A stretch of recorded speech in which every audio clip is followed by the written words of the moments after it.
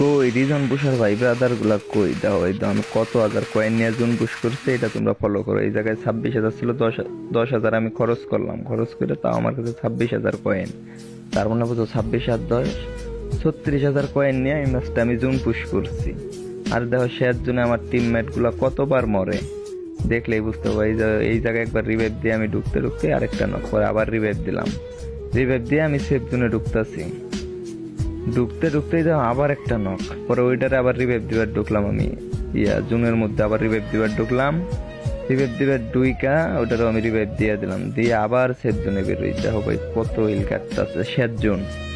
এই জায়গায় দেখো আমার গাড়িরও হিল নাই, গাড়ির হিল থাকলে অবশ্য ম্যাচটা আমি জুনে এলিমিনেট করা পাইতাম, গাড়ির হিল না থাকাতে আর জুনে এলিমিনেট করা হয় না। আবার নক হয়েছে, তারপরে ওটারে আবার রিভাইভ দিবার ঢুকলাম, রিভাইভ দিয়ে আমি আবার গাড়ি চললাম, সেটা আবার সেফ জোন কভার করতেছি। দেখো কোন জুন, এটাই শেষ রিভাইভ।